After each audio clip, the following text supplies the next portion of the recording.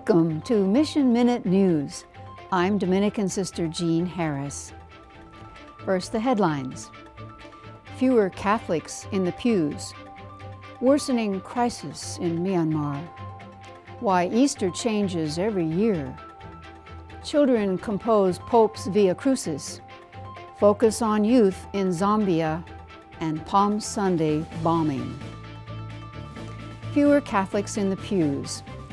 Villanova University near Philadelphia has a Center for Church Management run by faculty director Matthew Mannion. Mannion and other church experts like Timothy O'Malley of the McGrath Institute for Church Life at Notre Dame are forecasting fewer Catholics in the pews, not just now with COVID, but in the post-pandemic era still to come. O'Malley says that the crisis that we're going to experience in parishes is the rise of the nones, N-O-N-E-S, nuns, people who don't identify with any religious affiliation, a kind of lost generation. Not that the pandemic is the cause, rather, for a few years now, nuns have been just going through the motions of obligatory church attendance. I think the pandemic has clearly been an accelerant of changes and trends that were already happening in the church, says Mannion. Before the pandemic had even started, his center's research had projected a 50% decline in attendance by 2030. But now it could well take place by 2022 or 23, adds Mannion. Both experts say hard decisions will have to be made, including parish mergers and closures. Massimo Fagioli, professor of historical theology at Villanova, says that a smaller, humbler church is not necessarily a bad thing. Communities may then be enabled to enrich their faith with new ways to evangelize and flourish, reaching out to neighbors in conversation, paving the way for a deep renewal of lay Catholic life. The Bishop of Arlington, Virginia, Michael Burbidge, concurs, saying the many technological and organizational adaptations demanded by the pandemic may have helped parishes become better prepared for a future evangelization that can use these new tools. There was a missionary approach to religion in the early days of the pandemic that took priests and religious out of the rectories and into the communities to offer COVID-19 safe confessions, outdoor mass, adoration, and lay-led prayer groups.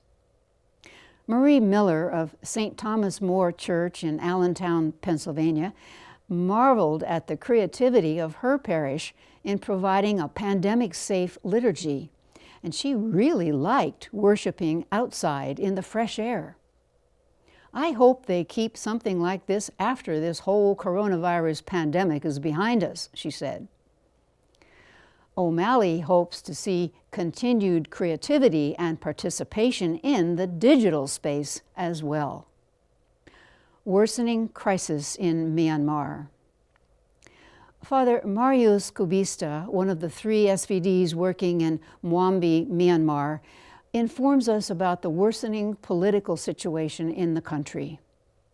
We are affected by this whole political situation. For the last few days, we have heard gunshots in the streets. One day, around 2 a.m., police fired at our gate. Every night, our internet connection is cut off, and during the day it runs very slowly, crippling its operation. A trip to the city is not advisable. Private hospitals are closed. Public hospitals are not working because staffs are on strike. We are aware that COVID-19 is still not under control all over the world. Supermarkets have been closed for a week. International Airport has been closed since February 1st, although we have received some news of charter flights organized by individual embassies. Banks have not opened for a month now. At the moment, it is not possible to transfer money from abroad or even to withdraw money from private accounts. This complex situation makes us feel more and more insecure now that the army is becoming more brutal. It is often heard that the people will soon start to counter-react. Father Marius recommends that we read the report published by the media group the Irrawaddy. Distributed to all priests and religious by the Catholic Religious Conference of Myanmar, it chronicles current events in Myanmar. The March 20 issue said the UN reported that the country is on the verge of civil war. People are fleeing Yangon due to martial law. Prices of food and fuel are rising. Most of the private institutions like banks and hospitals remain closed.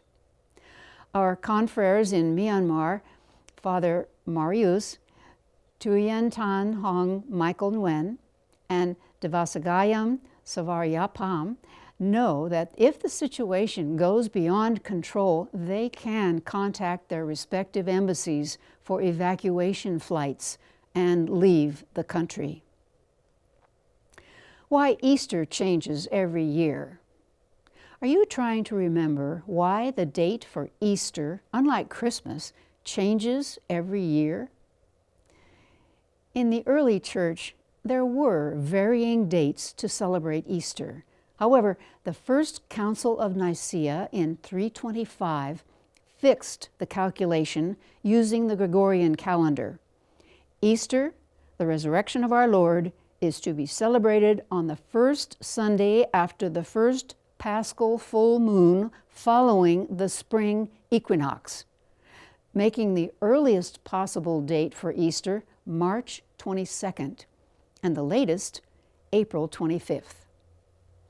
Orthodox Christians celebrate Easter on a different date using the Julian calendar introduced in 1582.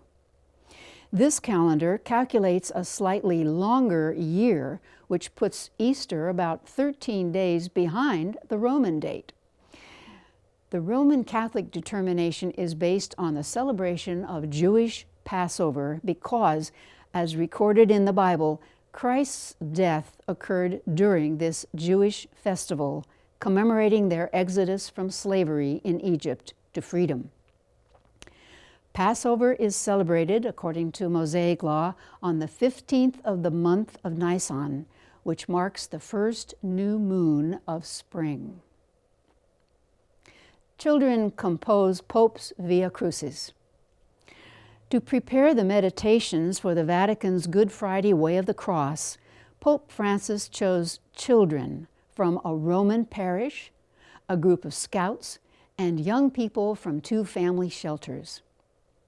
Vatican News reported that the Via Crucis featured meditations and drawings composed by children and young people of Rome from the Agesi Scout Group, the guests of 2 family homes, and around 500 kids from the First Communion and Confirmation classes of Holy Martyrs of Uganda Parish. Pope Francis led the stations from an empty St. Peter's Square due to the pandemic, not the customary Roman Colosseum. Dear Jesus, the meditations begin.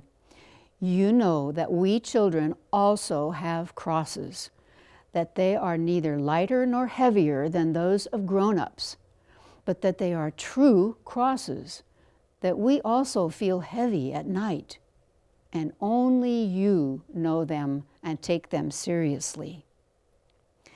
The meditation texts included many things adults might not think to pray for, from being afraid of the dark and loneliness, to obeying parents when they tell you to do your homework, take out the trash, make the bed, or tidy up the room. There were also some of the more traditional topics associated with the Via Crucis: poverty, hunger, betrayal, exploitation, and war. In their simplicity and concreteness, the meditations written by the children have the power to deeply touch the heart, to make us think and work for a better and more just world. The texts invite us to ask questions about our lives and the need to change ourselves and our world, reported Vatican News. Focus on youth in Zambia. Youth Day in Zambia is celebrated every year on March 12th. This public holiday highlights youth's importance to the country on the anniversary of the disturbances in 1962 that resulted in the deaths of young Zambians during the nation's turbulent journey to independence. Hence, Youth Day is celebrated in nearly all parishes and dioceses and nationally throughout Zambia. This year, Youth Day was held in SVD parishes of St. Charles Luanga, Shindwin Parish, and Our Lady of the Holy Rosary, Mukubiko Parish in the Kabwe Diocese, with about 100 people from around Kabwe participating. Eucharistic celebration was followed by sports and games, cultural exhibits, dances, and singing competition. The day also reflected the mission's commitment to help young adults take up positions of leadership. Come and See programs assist those presently in societal leadership, political leaders, parents, teachers, spiritual guides, to groom and nurture youth for various future roles in society. Father Peter said, "We must lead exemplary lives and exhibit high moral standards and integrity. We must operate well above board and give hope and enthusiasm to the youth because the future belongs to them." And to the youth, Father Peter said, "You are not the next generation of leaders, but you are the leaders of today. Therefore, we are challenging you to arise wherever you are and provide that much-needed leadership among your peers, in your community, in your town, in the church, and at the national level. It can and must be done." In Zambia, the SVDs are encouraged to initiate workshops, seminars, and other platforms, including the promotion of vocations, to positively transform youth's mindset, countering their frustration and the temptations of negative subcultures like substance abuse or lack of respect for elders. Palm Sunday bombing. Sacred Heart of Jesus Cathedral in Makassar, the capital of the island of Sulawesi in Indonesia, was bombed on Palm Sunday, injuring at least 20 people. According to the National Police, the two attackers who both died in the bombing were a recently married couple, believed to have been part of a local Islamic State-affiliated group. They used pressure cooker bombs to blow themselves up outside the church during a Palm Sunday Mass. One of the attackers in Makassar was believed to have had links to a 2019 suicide attack that killed 23 people at Our Lady of Mount Carmel Cathedral in the Philippine province of Sulu, said Indonesian National Police Chief Listro Sigit Prabowo.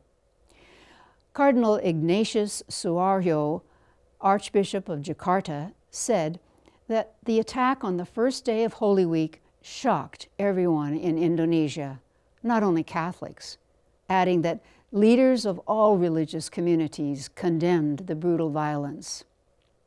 Among those who condemned the attack is the Indonesian Bishops' Conference Commission for Ecumenical and Interreligious Affairs.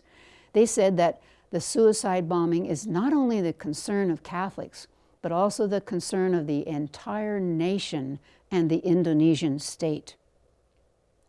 Cardinal Suaryo further said that after the suicide bomb, the government has assured us Catholics and Christians in general that Holy Week services can be carried out as planned with a security guarantee from the government.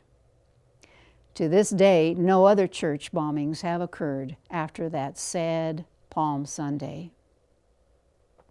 When Jesus appeared to his disciples after his resurrection, he said, "Peace I leave with you, my peace I give to you.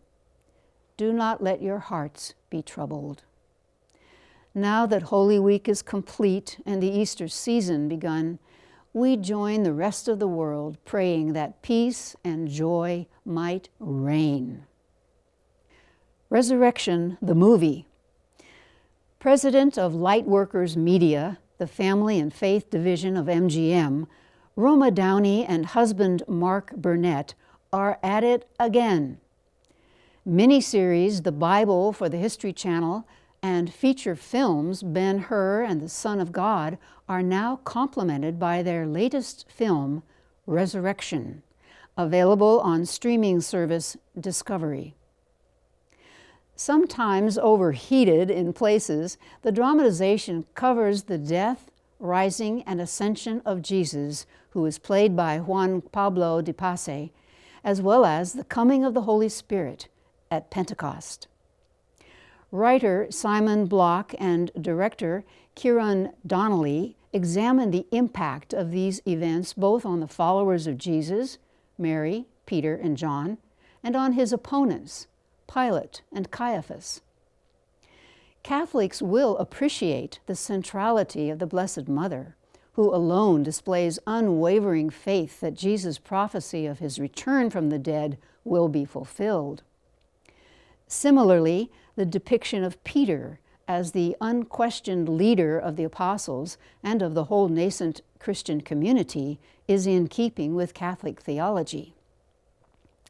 However, there are definite omissions that will bother strong believers in Jesus' dual nature. Upon seeing the risen Jesus, for example, Thomas exclaims, "My Lord," not "My Lord and my God," as recorded by John. The Arlington Catholic Herald in Virginia claims several other excisions and liberties taken, likely in an attempt to avoid offending non-believers, but overall, the depiction is inspiring. Of course, the graphic scenes of torture and crucifixion, while presumably accurate, could be upsetting for children under 13. Otherwise, resurrection might well add a bit of depth to one's faith during this sacred Easter season. Seeking new pastors on campus. What's probably relatively new as a specialized ministry in the Mundu Chad mission is the SVD commitment to putting together a Catholic chaplaincy campus ministry program in the Diocese of Mundo, where SVD are engaged thus far only in direct parish ministry since 2014. Monsignor Joachim Correleo, the local bishop, appointed Father Joseph Kalanchira, SVD, in October 2019 to cater to this pastoral need with a specific request for biblical formation. This is in consideration of the existence of several institutions of higher education in and around Mondu town. The State University of Mondu, for example, has a student population of 8,000, of whom about 2,000 are Catholic, members for the most part of the 5 parishes in the town. There are, besides, a couple of nursing schools, a government-run teacher training institute, etc., where Catholic students in their hundreds attend regular classes. There's a new project in the offing for the Catholic University of Central Africa with head offices in Yaoundé. They have recently initiated beginning a university college for Chad for training teachers for the higher secondary level outside Mundo town. So the Catholic chaplaincy here typically would cover all of these institutions. Although the pandemic had put the ministry on hold throughout 2020, January 2021 has put Father Kalanchira back in the university campus and opened a new academic semester. Pursuing its humble beginnings, he operates from under one big shady tree that he baptized as the chaplaincy tree on the scholarly grounds. The administrative building is anything but a work in progress over the last 10 years. Cooks of the Good Life. Parishes in Austria usually organize Lenten soup suppers as part of the Family Fasting Day campaign under the Catholic Women's Movement in Austria. Since these suppers could not occur this year because of the pandemic, the movement came up with something special. "We are cooks of the good life," their motto proclaimed on their website, asking everyone to upload his or her favorite soup recipe, include a photo, and say how the soup contributes to the good life. From the 20 most popular recipes, a jury would select the 2 best, which would then be printed on recipe cards and distributed for Family Fasting Day 2022. The SVD missionaries at St. Gabriel Mission House participated in this year's Family Fasting Day campaign with their traditional St. Gabriel Lenten soup, which they serve on Ash Wednesday and Good Friday. But the cooks of the bean and potato soup were not the regular female kitchen team. Instead, Rector Father Franz Helm and Vice Rector Father Joseph Denkmar were professionally dressed in white chef's aprons. The SVD Cooks of the Good Life were in prominent company with their soup recipe. The wives of the current federal president and the former head of state have also contributed recipes. With the donations, the Family Fasting Day campaign supports more than 70 projects in countries to help women gain their rights and improve their social situation. Catastrophic toll on motherhood. More than 1 million pregnant women are facing malnutrition in Yemen, and every 2 hours women die in childbirth there, says the United Nations Agency for Improving Reproductive and Maternal Health worldwide. The agency is appealing for peace and support.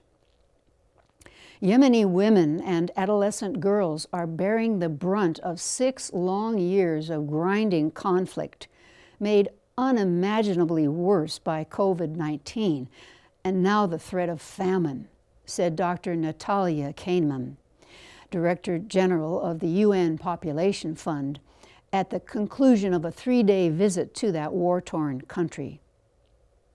"I am deeply concerned about the safety and reproductive health of women and girls in Yemen," Kahneman said.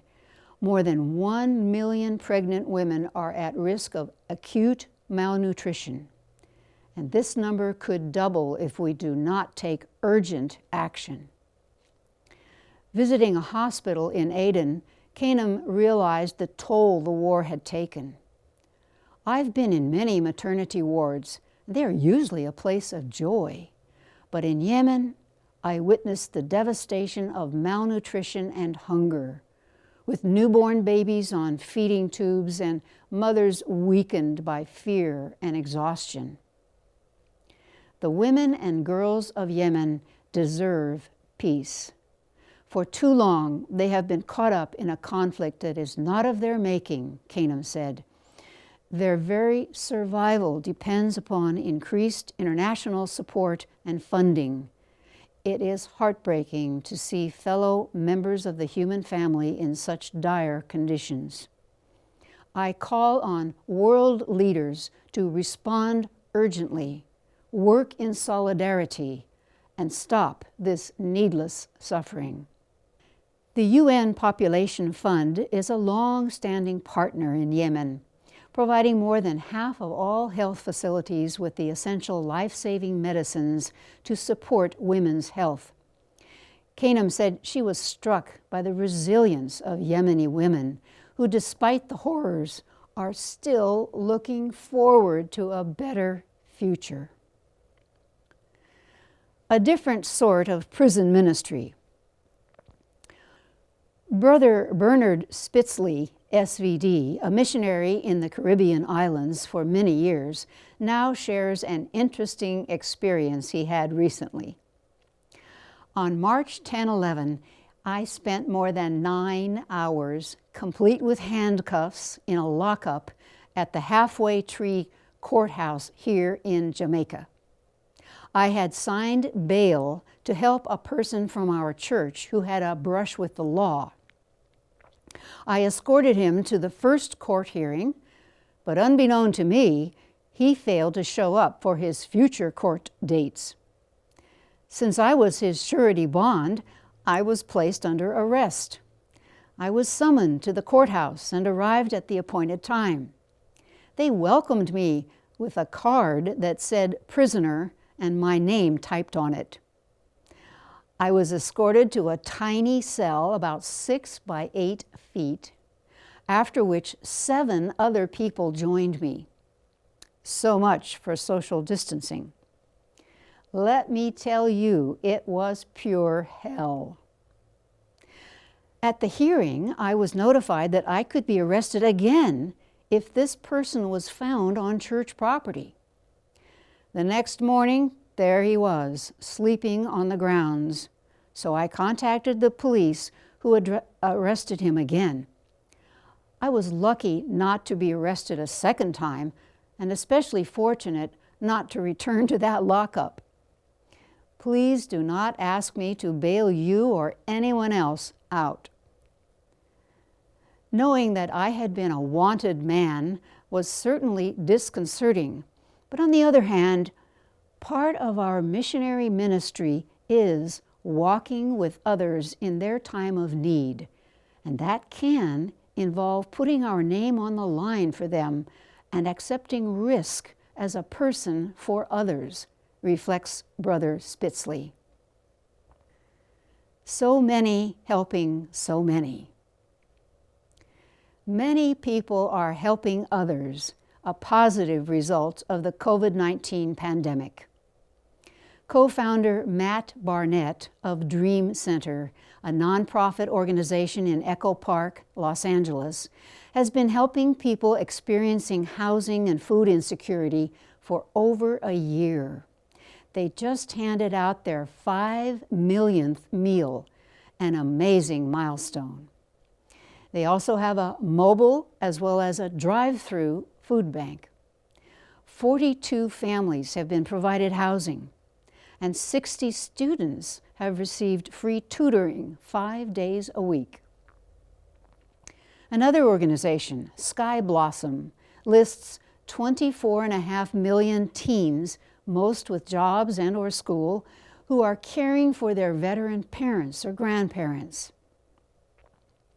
United Methodist Committee on Relief provided more than $2.3 million to those in need through 230 grants to 43 countries and 43 states and territories. So many are helping so many. What are you doing? Share it with us if you wish. If you have a comment or question, please email us at missionminutenews@wordnet.tv. You can also post your comments below each video on YouTube. We promise to respond. Please subscribe to our YouTube channel and click on the bell icon. Share with others about the channel and the variety of programs you enjoy there. This is Mission Minute News. Until we meet again, stay safe, and may Jesus' love for you make you smile.